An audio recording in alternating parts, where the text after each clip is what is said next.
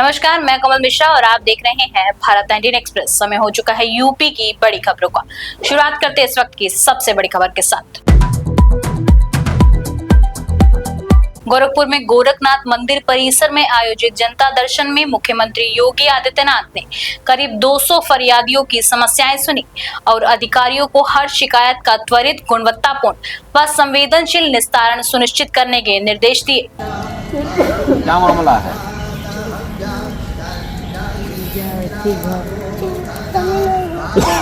अब कार्रवाई करवाएंगे। आप जाइए वहाँ कार्रवाई होगी। तो कहाँ से आए? मार दिया गया कौन? पटीदार लोग कार्रवाई कराते हैं, कार्रवाई कराते हैं। उत्तर प्रदेश की राजधानी लखनऊ के 1090 चौराहे पर अयूब और सुभाष छात्रों ने चंद्रशेखर आजाद की जयंती पर पोस्टर के जरिए लोगों को जागरूक किया। उन्होंने मैं आजाद रहूंगा, आजाद ही मरूंगा और आजादी से जीऊंगा संदेश के साथ चंद्रशेखर आजाद को याद किया। इस दौरान उन्होंने चंद्रशेखर आजाद के नाम से केक काटा और राहगीरों को भी बांटा। साथ ही वीडियो के माध्यम से लोगों को उनके जीवन और विचारों की जानकारी दी। लखनऊ में 69,000 शिक्षक भर्ती अभ्यर्थियों ने बेसिक शिक्षा मंत्री संदीप सिंह के आवास के बाहर प्रदर्शन किया। आपको बता दें, अभ्यर्थियों ने भर्ती में 6800 सीटों को लेकर गड़बड़ी का बड़ा आरोप लगाया है। प्रदर्शन को देखते हुए सुरक्षा बढ़ाई गई। पुलिस ने कई अभ्यर्थियों को हिरासत में लेकर इको गार्डन भेज दिया है। न्याय नहीं मिला, सामूहिक रूप से हम लोग फांसी लगाएंगे। उसके जिम्मेदार माननीय मुख्यमंत्री जी होंगे, क्योंकि अब तो विभाग से लेकर के प्रशासन सब पहुंचे। इनके साथ गलत हुआ है, इसलिए हम लोग हिलने वाले नहीं है। हम लोग किसी कीमत पे हम लोग थक चुका है, हम लोग हार चुके हैं। हमारे पास खोने के लिए नहीं, हमारे पास कुछ खोने के लिए नहीं, हमारे पास शिक्षा मंत्री के आवास पर हम लोग सिर्फ इतना ही मांग करने आए हैं। पहले आप महाराज जी, आप 100,800 का लिस्ट आप निकालते हैं, फिर 82-70 का लिस्ट निकालते हैं, फिर 6800 अभ्यर्थियों को आप बाहर करते हैं। आखिर ये खेल कब तक चलेगी? मैं सवाल से पूछना चाहता हूँ। सुप्रीम कोर्ट में भी आप लताड़े जा रहे हैं। हम सब आपके अनुयायी हैं, भक्त हैं, हमेशा आपके कदमों से कदम मिलाकर चले हैं। आखिर कब तक हम लोग के साथ अन्याय होता रहेगा? मैं योगी सरकार से पूछना चाहता हूँ, मैं मोदी सरकार से पूछना चाहता हूँ, क्या युवाओं का अपने उत्तर प्रदेश में यही हाल होगा? अगर यही हाल होगा तो कहीं ऐसा ना हो जिस तरह से जंतर मंतर पर विद्यार्थी धरना दे रहे हैं, लखनऊ भी जंतर मंतर का काम करने शुरू कर दे। मैं चाहता हूँ बाबा जी शांतिपूर्ण, हम लोग संवैधानिक तरीके से इस आंदोलन को उठा रहे हैं, तो संवैधानिक तरीके से मैं चाहता हूँ यहाँ पर कोई जंतर मंतर वाला कंडीशन न पैदा हो। हम लोग संवैधानिक तरीके से मांग रहे हैं। जल्दी से जो सूची 27 और 21% में जितने लोगों को रहना चाहिए, जिनका जो हक है, जो अधिकार लूटा गया है, उस अधिकार को हमें वापस लौटाता है। मैं सरकार से यही मांगना चाहता हूँ। राजधानी लखनऊ में फर्जी इंटरनेशनल कॉल सेंटर का भांडाफोड़ हुआ है। ऑपरेशन CYAVAGRA के तहत 4 साइबर ठग गिरफ्तार हुए हैं। विभूति खंड स्थित साइबर हाइट से 18.50 लाख रुपए नकद, लैपटॉप, मोबाइल समेत कई इलेक्ट्रॉनिक उपकरण बरामद हुए हैं। ऑपरेशन साइबर जो DGP सर द्वारा चलाया जा रहा है, उसके क्रम में काफ़ी दिनों से साइबर की जितनी भी शिकायतें थी उन पे पुलिस के द्वारा वेरिफिकेशन कराए जा रहे थे। और LIU की टीम, जो हमारी साइबर सेल है पूर्वी की साइबर सेल, और SOG जो है पूर्वी जोन की, और थाना विभूतिखंड के द्वारा कल एक उनको सूचना मिली थी कि फर्जी कॉल सेंटर की। जब उस पर दबिश दी गई तो उनसे कॉल सेंटर्स के संबंध में जितने भी डॉक्यूमेंट्स हैं वो सब मांगे गए। कोई डॉक्यूमेंट वो अवेलेबल नहीं करा पाए। उसके बाद उनके जितने लैपटॉप्स थे, फ़ोन्स थे, उन सबको चेक किया गया तो उसमें काफ़ी भारी मात्रा में कुछ फर्जी डॉक्यूमेंट्स और ये सब साइबर से संबंधित चीज़ें बरामद हुई हैं। उसी के क्रम में ये कार्रवाई की गई है। बलरामपुर अस्पताल में सुरक्षा गार्डों की कथित गुंडागर्दी का वीडियो लगातार वायरल हो रहा है। 15 वर्षीय नाबालिग को इमरजेंसी परिसर में दौड़ाकर पीटने का बड़ा आरोप सामने आया है। इस मामले पर डिप्टी CM ब्रजेश पाठक ने सख्त रुख अपनाते हुए 3 दिन में जांच रिपोर्ट और दोषियों पर कार्यवाही के बड़े आदेश दिए हैं। भारत नेपाल सीमा पर SSB और पुलिस की संयुक्त कार्यवाही में प्रतिबंधित संगठन वारिस पंजाब दे के मोस्ट वांटेड विक्रमजीत सिंह को विदेशी नागरिक के साथ गिरफ्तार किया गया है। आरोपी नेपाल के रास्ते घुसपैठ की कोशिश कर रहा था। जांच में नेपाल से सीमा पार कराने वाले नेटवर्क का भी खुलासा हुआ है। सीमा सुरक्षा बल SSB और रुपाइडिया पुलिस के संयुक्त ऑपरेशन में 2 घुसपैठिए गिरफ्तार हुए और उनके साथ साथ 3 लोग जो यहाँ से उनको सहयोग कर रहे थे घुसपैठ करने में, वो गिरफ्तार हुए हैं। इसमें जो मुख्य घुसपैठिए थे उसमें एक का नाम मनवीर और एक का नाम विक्रमजीत सिंह था। और ये लोग, इसमें से विक्रमजीत जो है वो पंजाब के रहने वाले हैं और मनवीर जो है वो मूल रूप से अमेरिकी नागरिक है और कैलिफोर्निया के रहने वाले हैं।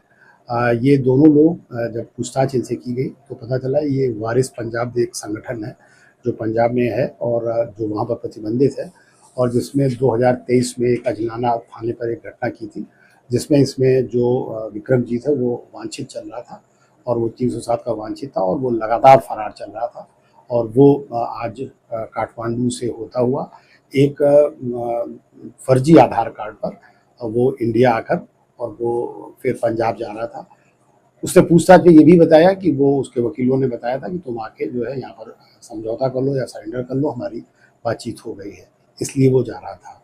दूसरा जो मनवीर है ये मूल रूप से अमेरिका का निवासी है और ये अपनी बीवी के साथ यहाँ जा रहा था। उसकी वाइफ जो भी अमेरिकन मूल की हैं और उनके सारे पासपोर्ट और सारे वीज़ा सही थे, तो उनको वहाँ अमेरिका जाने दिया गया। वो अपना लखनऊ होते हुए अमेरिका की ओर रवाना हो गई और इनको यहाँ गिरफ्तार करके जब पूछा गया तो ये भी जो है ये वारिस पंजाब के संगठन के सदस्य थे और इनके ऊपर भी एक पुराना मुकदमा कायम है।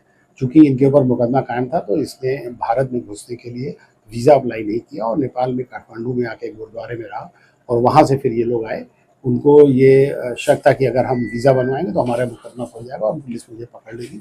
इस वजह से ये यहाँ के लोकल लोग थे, उनके साथ मिलकर ये एक खुफिया रास्ते से आ रहे थे, जिसको रुपाईडीहा और SSB की पुलिस ने पकड़ लिया और इनको दोनों को आवश्यक वैधानिक कार्रवाई की जा रही है। इस संबंध में ये भी बताना है कि इसमें 3 लोग यहाँ के भी लोकल हैं जिनके नाम दिलीप, सुरेश और राहुल पाठक हैं, जो यहाँ पे भी गिरफ्तार हुए। ये इसमें से एक इनको लेके आया था और एक इनको चोर रास्ते से मोटरसाइकिल में बैठा के लेके आया और इनके पास कई फर्जी दस्तावेज भी बरामद हुए हैं, आधार कार्ड और कई फ़ोन और सिम भी बरामद हुए हैं। इस संबंध में अभियोग दर्ज करके आवश्यक कार्रवाई की जा रही है। सर, जो सुरेश वगैरह हैं, ये जो लोग लेके आए थे, क्या वजह थी, किस लिए लाए थे ये? बेसिकली एक जोगा सिंह का नाम का आदमी है जो इस मुकदमे में वांछित भी है, उसको भी नामजद किया गया है। वो पूरनपुर पीलीभीत का रहने वाला है और वो भी पंजाब वारिस पंजाब देव का जो है वो सक्रिय सदस्य है और अजलाना वाले कांड में वो भी था और उसकी भी जमानत हो गई है। वो जो है उसने ही मदद की थी इन लोगों को ले जाने की और वो उसके संपर्क में ये रुपाईडीहा के लोग थे और जिसकी वजह से उसने संपर्क किया और उन्होंने कहा कुछ आदमियों को लेके आना है, जिससे यहाँ के लोग एक्टिव हुए और वो लेके आए। अयोध्या की मणिराम छावनी में संतों की अहम बैठक हुई है। इसमें राम मंदिर ट्रस्ट की धार्मिक समिति में संतों को शामिल किए जाने का स्वागत किया गया है। इस बैठक में चढ़ावा चोरी प्रकरण के बाद अयोध्या की छवि सुधारने, श्रद्धालुओं की सुविधाओं और मंदिर की पूजा व्यवस्था पर चर्चा हुई है। संतों ने अयोध्या की गरिमा बनाए रखने का संकल्प लिया है। चंपत राय जी पर यह हुआ कि जो जांच कमेटी तय करेगी, हम संत और अयोध्या के नागरिक पूरे देश को उसकी भावनाओं का स्वागत करना चाहिए, क्योंकि जब एक पंच परमेश्वर गांव में निर्णय सुनाते हो माना जाता है। हम किसी पर इस तरह अनर्गल प्रलाप न करें, दोषारोपण न करें, जिससे संदेश निगेटिव जाए पूरी दुनिया में और हमारी हिंदुओं की भावनाएं हाथ में। इस तरह से कुछ नहीं होना। इसी पे चर्चाएं हुई और सभी का स्वागत हुआ। नए जो हमारे पदाधिकारी बने हैं धर्म समिति के, राजकुमार दास जी, कमल नयन दास जी महाराज, मिथिलेश नंदनी जी, डॉक्टर रामानंद दास जी, तो उनका हम लोगों ने स्वागत अभिनंदन किया और अपनी बातें बताई। आज यही निर्णय लिया गया कि जो ये कुचक्र चल रहा है सरकार को बदनाम करने का, वो वास्तव में जो है इसमें सत्यता नहीं है। इसको जानबूझ करके जो है, तो क्या संत मानते हैं कि चोरी नहीं हुई? नहीं, चोरी की बात नहीं, ये तो कहीं न कहीं विश्वास के साथ जो है छल किया गया, जो विश्वास किया गया। लेकिन वास्तव में किसी के ऊपर लांछन लगाना ये उचित नहीं था, जैसे चंपत जी हैं आदि के लोगों के ऊपर, क्योंकि चोरी का जिम्मेदार किसको मानते हैं? जो लोग चोरी किए, जैसा अगर मान लिया किसी का पुत्र कोई काम किया तो पिता को जेल नहीं होगी, पुत्र को होता है। तो अगर नियंत्रण है उनका और मान लिया कहीं किसी ने, व्यवस्था में सुधार के क्या निर्णय? धार्मिक व्यवस्था तो जो है चल रही है, जैसी आवश्यकता होगी वैसा किया जाएगा। रामलला बड़ी शरबत दी जाएगी। अब देखिए इस विषय में जैसा विचार आएगा वो किया जाएगा। महाराज जी क्या मंथन, क्या बैठक में क्या हुआ? बैठक में यही चर्चा की गई कि हमें सावधान रहना चाहिए। जो लोग भी हमारे इस संगठन को खंडित करने में अथवा राम जन्मभूमि आंदोलन में बाधा खड़ी कर रहे हैं, उनसे हम सावधान रहें। नहीं, उस विषय में चर्चा नहीं। हमारे संतों को भागीदारी मिले तो लोग नतमस्तक हो गए। हमारे संतों को भागीदारी किया, हमारे संतों को समिति में रखा गया। आज सारे संत जो है खुश हैं और अब ऐसा निर्णय हो रहा है। हम सारे संतों को बहुत बहुत धन्यवाद ज्ञापित करते हैं कि आज से संचालन का कार्य हमारे संत अपने हाथ में ले लिए हैं। निश्चित तौर से अब किसी प्रकार की कोई घटना राम जन्मभूमि में नहीं हो पाएगी। अयोध्या के सारे संतों का मैं वंदन करता हूं, अभिनंदन करता हूं। इसी प्रकार की मीटिंग हर तीसरे हमीरपुर में नीट पेपर लीक और जंतर मंतर पर छात्रों पर हुई पुलिस कार्यवाही को लेकर ब्राह्मण एकता परिषद ने राष्ट्रपति के नाम जिला अधिकारी को ज्ञापन सौंपा है। इस ज्ञापन में छात्र छात्राओं पर हुई पुलिस कार्यवाही की कड़ी निंदा की गई है और शिक्षा मंत्री धर्मेंद्र प्रधान के इस्तीफे की बड़ी मांग उठाई गई है। देखिए, जो इस टाइम पे जंतर मंतर में बच्चों के साथ में जिस तरीके की अभद्रता हुई है, बेटियों के कपड़े पकड़ के फाड़े गए हैं, बच्चियों को घसीटा गया है पकड़ के, बच्चों को लाठी चार्ज करी गई है, उनकी खोपड़ी खोली गई है, हाथ पैर फ्रैक्चर हुए हैं। और वहाँ पे बच्चे कोई उग्र प्रदर्शन करने नहीं गए थे। बच्चों की कोई मंशा नहीं होती है। बच्चों को क्या चाहिए? बच्चों को उज्जवल भविष्य चाहिए और एक जेन्युइन मांग के लिए बच्चे गए थे वहाँ पे।